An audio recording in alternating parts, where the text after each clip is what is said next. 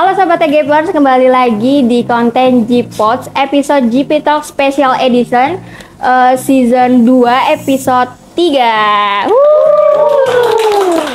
Bersama gue Aina Aziza yang akan menemani Sobat TGPers selama beberapa waktu ke depan dengan pembahasan yang super menarik, informatif, dan bermanfaat. Pastinya seputar tentang kepemimpinan nih. Oke. Jadi buat teman-teman yang lagi penasaran atau lagi cari tahu tentang kepemimpinan, G-Pods hadir untuk kalian. Oke, tanpa banyak basa-basi lagi,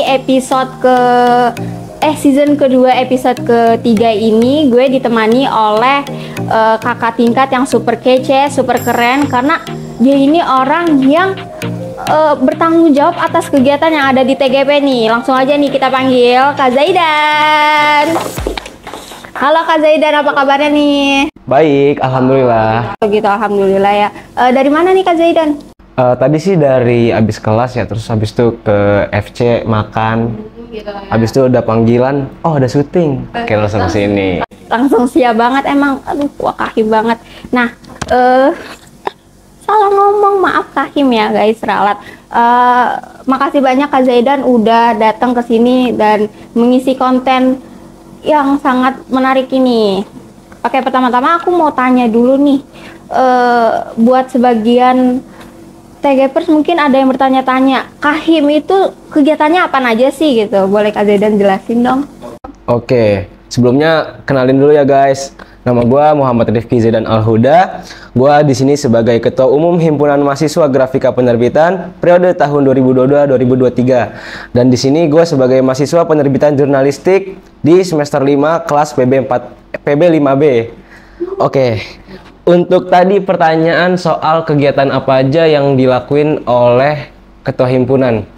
Ya, mungkin gambaran lebih jelasnya pasti mengarah untuk memimpin dan mengkoordinasi atas kegiatan himpunan. Tapi nggak hanya itu aja. Kita nih yang sebagai para pemimpin, mungkin dari ketua himpunan, ketua BEM ataupun ketua Ormawa yang ada di PNJ, pasti dia menjadi jembatan untuk para anggotanya kepada struktural yang ada di jurusan maupun yang ada di PNJ itu sendiri. Itu. Nah, sebelumnya pernah terbayang nggak sih bakal menjadi sosok yang penting di TGP ini sendiri?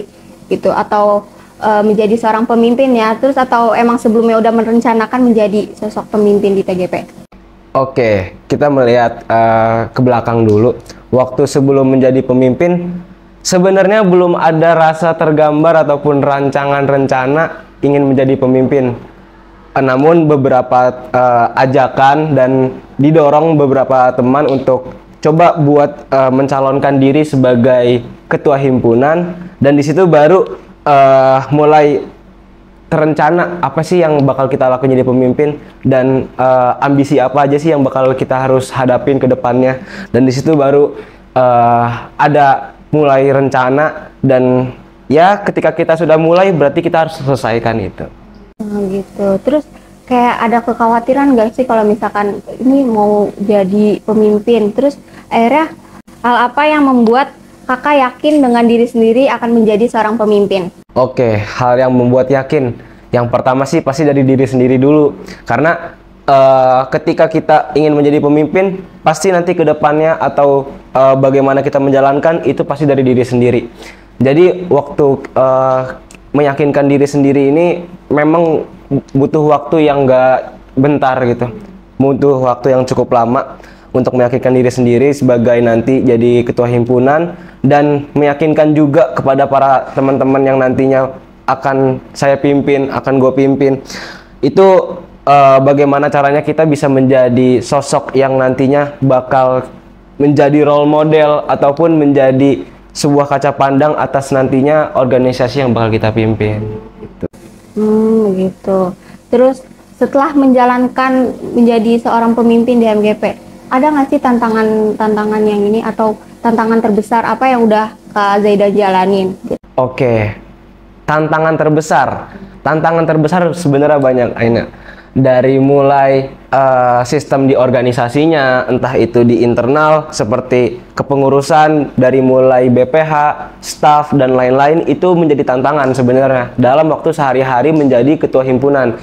Mereka kinerjanya, keaktifannya, terus hal-hal yang memang menyangkut kepada kegiatan organisasi, itu yang akan menjadi tantangan sebagai pemimpin satu periode yang nantinya mereka jalankan. Itu. Terus yang kedua itu tantangannya kepada diri sendiri.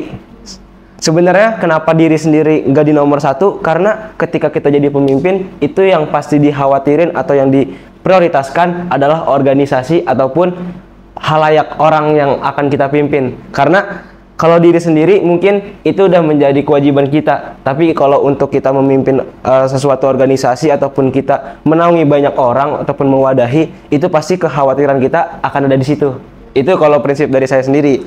Nah, makanya di nomor 2 kekhawatiran pada diri sendiri, karena tantangan-tantangan pada diri sendiri tuh kayak rasa malas, terus rasa bosan, jenuh dan lain-lain, itu yang nantinya menghantui selama kegiatan organisasi. Kita udah capek, kita udah banyak tenaga yang kekuras, pikiran dan lain-lain, itu yang membuat ayo jangan berhenti, ayo jangan nyerah sampai sini, ini masih panjang. Itu yang menjadi tantangan untuk menjalankan sebagai ketua himpunan. Terus yang ketiga, program-program ataupun kegiatan yang udah memang kita jalani ataupun emang udah kita sepakati akan diikuti beberapa periode ke depan, ya kan. Kayak misalkan proker ataupun agenda-agenda yang udah disahkan dalam program kerja. Itu yang menjadi tantangan ketika kita sudah mensepakati mensahkan atas program kerja tersebut, berarti kita harus menyelesaikan dong. Apa yang kita udah harus mulai, berarti kita harus selesaikan, itu kan. Jadi program kerjanya sebenarnya banyak tantangan, dari mulai pembentukan kepanitiaan, terus ditambah juga di kabinetnya skala ada program kerja baru, di mana program kerja baru udah pasti kita nggak punya pandangan ataupun gambaran terlebih dahulu, karena kita menjadi pelopor kan, pasti kita yang harus menjadi orang pertamanya buat ini program bisa berlangsung di kabinet sekarang. Makanya dari itu kemarin banyak banget waktu, tenaga, pikiran dan lain-lain itu berkumpul jadi satu, sehingga menjadi tantangan bagaimana ini cara kita menyelesaikannya gitu. Juga ya ternyata kahim kita. Terus dilihat-lihat nih emang super ribet ya gitu ya. Terus habis itu kita harus mempersiapkan tentang sesuatu yang mungkin akan terjadi gitu ya. Terus menurut Kak Zaidan ini modal utama menjadi pemimpin itu gimana sih, Kak? Modal utama yang menjadi pemimpin adalah percaya diri sebenarnya. Percaya diri. Kenapa percaya diri? Karena menjadi sebuah pemimpin bukan berarti orang yang kompeten, orang yang harus bisa pandai dalam suatu hal ataupun yang lain itu harus jadi pemimpin. Enggak seperti itu. Semua orang itu ditakdirkan menjadi pemimpin. Semua orang bisa menjadi pemimpin.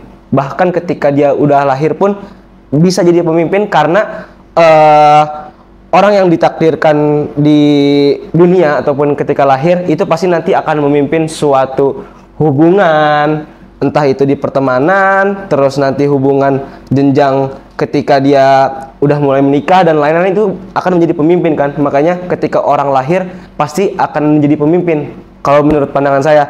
Makanya modal utamanya adalah percaya diri, karena ketika kalian udah percaya diri berarti kekurangan-kekurangan ataupun modal-modal yang nanti lainnya akan dikembangkan dalam waktu kepemimpinan itu akan terus berkembang dan akan terus bisa kejalankan, karena kalau kita percaya diri. Jadi kunci pertamanya sih percaya diri. Begitu.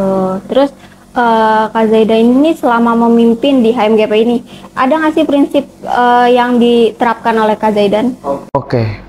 Prinsip yang ditanamkan kepada diri saya sendiri buat sebagai pemimpin adalah prinsipnya itu jangan capek dan jangan nyerah.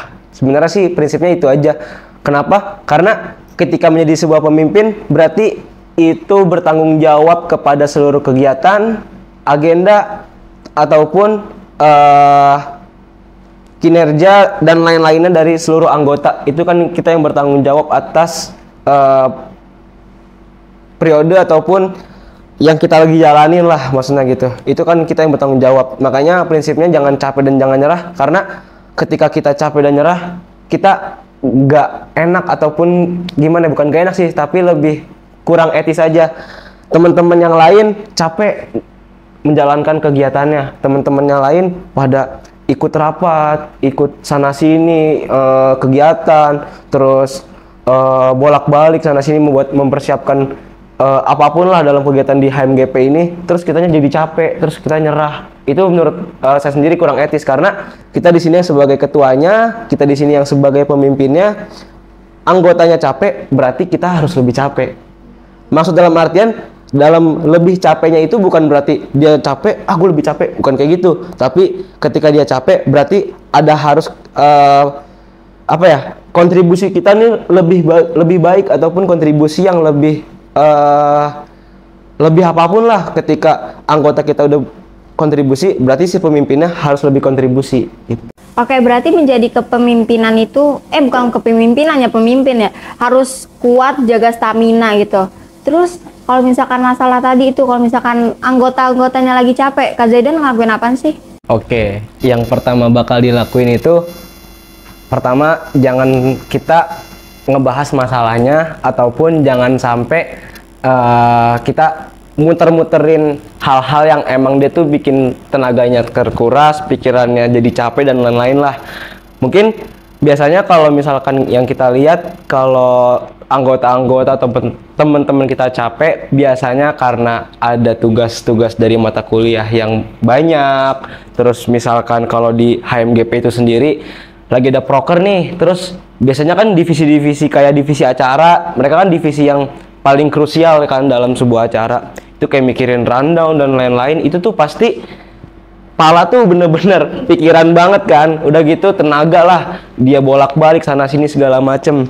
Nah, hal yang pertama kalau dari saya sendiri buat ngelakuin gimana sih cara ngatasinnya, ya jangan dibahas masalahnya, jangan diungkit, ataupun jangan pokoknya jangan sampai si teman kita ini merasa gak enjoy aja. Jadi salah satu caranya adalah kita bawa suasana ini agar jadi enjoy ya. Kita jangan dibahas masalahnya, kita cairin. Terus ya cairinnya dengan cara kita bercanda-canda sama dia, terus kita ajak dia makan, ataupun ya sekedar mereka bisa melepaskan sekedar tawa ataupun yang lainnya. Itu kalau udah enakan ataupun enjoy, baru kita ngebahas dikit-dikit masalah apa yang dia lagi alamin, entah dia pusing karena tugas ataupun yang lain gitu ya. Tapi emang ya gitu loh, kalau misalkan kita terus ngeluh capek-capek gitu, bakal masuk ke alam bawah sadar kita gitu. Jadi emang penting banget buat Kak Zaidan mengingatkan untuk terus semangat gitu ya. Terus dari banyaknya proker yang udah dijalanin, terus bagaimana sikap Kak Zaidan menjalani semua ini menjadi seorang pemimpin, dari Kak Zaidan ini gimana sih mengukur keberhasilan dalam kepemimpinan? Oke, kalau untuk mengukur keberhasilan sebagai pemimpin dalam menaungi himpunan, organisasi ataupun yang lain, kalau dari saya sendiri, ketika keberhasilan itu dapat tercapai, orang-orang yang mengikuti kegiatan tersebut, orang-orang yang andil dalam kegiatan tersebut, berpartisipasi dan lain-lain, itu merasakan dari tujuan ataupun outputnya.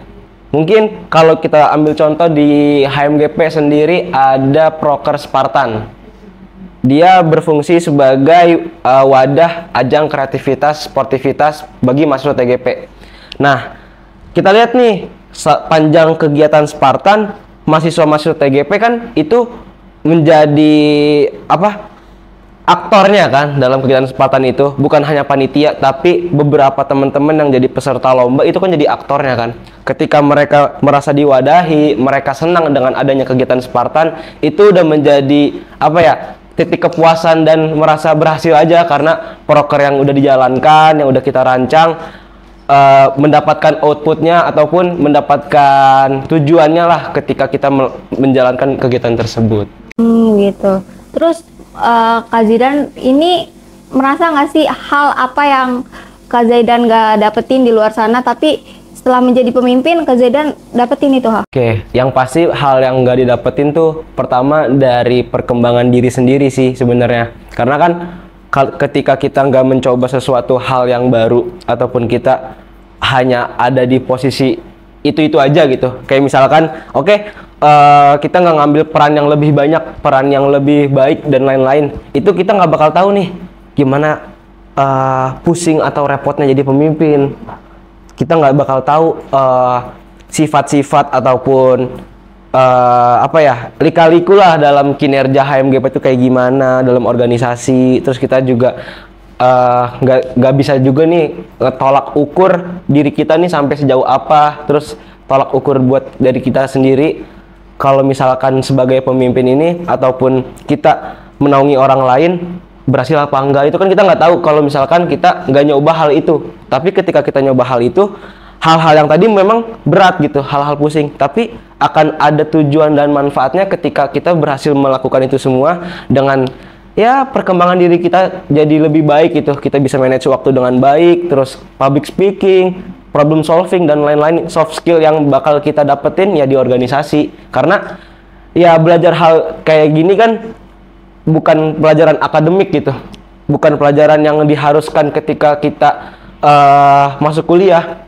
Tapi hal kayak gini kan hal-hal antusias ataupun hal-hal yang memang inisiatif kita untuk join organisasi dan kita ingin berkembang itu. Dengan experience nggak bisa didapetin dalam akademik, tapi dampaknya itu juga berasa nggak sih Kak di kehidupan perkuliahan Kakak? Kalau untuk dampak bener-bener terasa sih. Mulai dari dampak diri sendiri sebagai pribadi yang peka terhadap suatu masalah. Jadi misalkan ada sesuatu yang kurang beres ataupun yang perlu kita benahi, itu kita menjadi peka, lebih peka aja karena terlatih dalam organisasi. Kita ngelihat beberapa agenda ataupun proker yang memang harus dievaluasi, yang harus dibenahi, itu kan butuh kepekaan dari sebuah pemimpin. Misalkan di sebuah proker ada PO, tapi PO pasti akan konsultasi kepada ketua himpunan ataupun kepala departemen untuk menanyakan bagaimana baiknya menjalankan program tersebut. Nah, di situ kita mulai dilatih problem solvingnya seperti apa, terus kita juga dilatih bentuk kepekaan kita terhadap suatu kegiatan dan lain-lain, seperti itu sih. Terus buat belajar jadi orang pemberani, di mana kita ditekan oleh beberapa kegiatan. Misalkan ada suatu kegiatan kita ditekan untuk bagaimana caranya kita keluar dari masalah tersebut. Ditekannya tuh ya dalam tekanan kita kerja. Misalkan kita rapat, besokannya udah mulai acara. Itu kan penuh dengan tekanan kan, pasti dituntun buat ayo besok kita udah mulai acara, besok kita udah mulai ini segala macem. Berarti itu kan penekanan kan. Nah, itu bagaimana caranya kita bisa stabil, bisa berpikir dengan tenang walaupun dalam tekanan. Itu tuh yang sebenarnya mahal banget buat kita dapetin di organisasi. Ketika kita dalam tekanan tapi kita masih bisa menjalankan tersebut, malah kita bisa keluar dan memaksimalkan apa yang kita lagi jalanin. Itu tuh bener-bener mahal dan bakal kedapatan sih nanti ketika kita ada di program kerja nanti, ketika masuk dalam kuliah ataupun lagi magang, posisinya itu pasti kalau dalam dunia kerja ya itu bakal berfungsi. Karena beberapa kating-kating ataupun alumni bilang ya kerja dalam tekanan itu penuh dengan emosional dan lain-lain, tapi kalau dijalankan dengan nyaman dan lain-lain itu pasti ya berjalannya ya lancar aja sih gitu. Terus karena tadi pembahasannya agak berat nih ya, santai dikit kali ya, tarik nafas kali ya. Hal-hal yang berkesan dari Kak Zaidan selama menjadi pemimpin di HMGP, atau yang seru-seru gitu ceritanya gitu. Sedih boleh deh. Paling berkesan sih ketika menjalani HMGP, ketika kita menjalani sebuah proker, apalagi hal paling berkesan itu di bulan Agustus kemarin. Kita semua pengurus di sini, teman-teman panitia itu apa ya? Gak bakal nyangka aja kita bisa jalanin 3 proker dalam waktu 1 bulan. Itu dimulai dari kegiatan Big Boss, Spartan, terus TGP Artisan. Itu kita jalanin 3 mega proker itu dalam waktu 1 bulan. Itu suatu hal yang sulit dan hal yang menurut kita ketika belum ada sampai di situ impossible banget. Ini kayaknya gak bakal jalan nih, ini kayaknya bakal berantakan nih, ini kayaknya bakal ini. Tapi dari saya sendiri meyakinkan ini udah kita mulai, ini udah kita sepakatin, berarti kita harus selesaikan. Itu yang menjadi prinsip dan menjadi semangat terus buat ngejalanin itu kan, ngeyakinin teman-teman yang lain, panitia dan lain-lain, ayo kita bisa segala macam, ayo kita semangat, karena ini menjadi perjalanan kita nih untuk 1 bulan ini bisa memaksimalkan kegiatan tersebut. Dan alhamdulillah 1 bulan kemarin 3 mega proker kita kelar, dan ya proker di HMGP Niskala juga udah selesai, itu TGP Artisan yang menjadi ya gimana ya, bukan berhasil tapi menjadi suatu kebanggaan buat teman-teman semua yang sebagai panitia ataupun teman-teman pengurus. Kita jadi orang yang hebat karena ya nggak bisa semua orang bisa menjalankan dalam 1 bulan itu 3 proker. Kalau menurut saya sendiri, kenapa itu wah ya gimana ya, susah sih jelasinnya, karena dalam 1 bulan itu 3 proker itu manage waktu dan lain-lain itu pasti bakal tabrakan dan lain-lain, tapi teman-teman bisa ngejalanin dan teman-teman bisa percaya diri buat nuntasin itu semua gitu. Kasih tepuk tangan dulu dong buat Kahim kita. 3 proker 3 bulan itu aduh ribet banget itu. Biasa kan 1 proker itu bisa sampai berbulan-bulan ya untuk menyusunnya itu. Terus karena ini juga apa sih namanya, dari kepercayaan diri seorang Kahim itu emang berguna banget untuk menjalankan sebuah acara gitu. Oke, karena sebentar lagi masa kepemimpinan mau mendekati selesai, gitu. Apa aja sih rencana Kak Zaidan ini untuk mempersiapkan proses regenerasi atau menggantikan kepemimpinannya nanti? Oke, sebenarnya untuk mempersiapkan ini masuk ke dalam grand design HMGP Niskala di 3 bulan terakhir. Karena di 3 bulan kedua kemarin kita udah selesai, yaitu sama-sama berjuang dalam menyelesaikan proker dan kegiatan yang lainnya. Itu berjuangnya bukan hanya pengurus HMGP, namun Civitas TGP juga berjuang dalam kegiatan tersebut. Terus untuk 3 bulan terakhir kita bakal mempersiapkan regenerasi ataupun generasi-generasi emas yang bakal melanjutkan dari HMGP Niskala. Nah, sekarang kan lagi kegiatan Pemira nih teman-teman. Kegiatan Pemira yaitu pemilihan raya yang nantinya akan kita bisa memilih ataupun mengikuti demokrasi untuk melanjutkan generasi-generasi seperti dari himpunan, BEM, dan lain-lain. Nah, makanya dari itu, untuk kegiatan Pemira nanti berlangsung, dimohon kepada semua teman-teman TGP bisa mengikuti rangkaian dari acara-acara Pemira seperti eksplorasi kandidat, debat, dan lain-lain, supaya teman-teman nggak bisa asal pilih dan teman-teman tahu siapa pemimpin yang paling layak, siapa pemimpin yang paling berguna dan berfungsi untuk TGP ke depannya. Nah, gitu. Jadi teman-teman gunakan hak suara kalian untuk mempercayakan buat pemimpin kita nanti, karena itu berguna untuk masa depan ya pastinya ya. Terus pesan dong untuk itu next Kahim dan Wakahim di HMGP selanjutnya. Oke. Pesan untuk kepada Kahim dan Wakahim selanjutnya yaitu jangan pernah untuk menyerah dan jangan pernah untuk putus asa juga.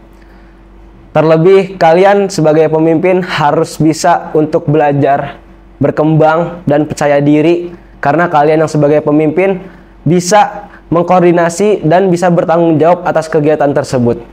Dan untuk teman-teman para anggota yang lainnya nanti, maupun itu dari BPH ataupun staf nantinya, semoga apa yang udah dibawa oleh Niskala, apa yang udah ditanamkan dari HMGP sebelum-sebelumnya, itu sebuah menjadi konsistensi dan bisa kalian jaga sampai nantinya bisa kalian maksimalkan. Mungkin itu aja. Oke. Nggak nyangka banget ternyata kita udah di ujung pertanyaannya. Nah, itu dia Kahim kita periode 2022-2023 Kabinet Niskala. Nah, cukup seru bukan dengan kisah-kisah yang inspiratif, bermanfaat gitu. Misal dari Kak Zaidan mungkin kayak dari sikapnya yang bisa menjalankan di kegiatan under pressure gitu. Terus pokoknya buat teman-teman semua untuk terus semangat, semoga GPODS ini bisa bermanfaat dan bisa dipetik di kehidupan kalian.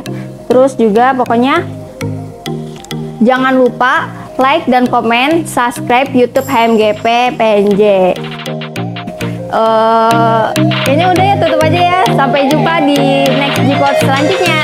Dadah. HMGP sekarang pamit.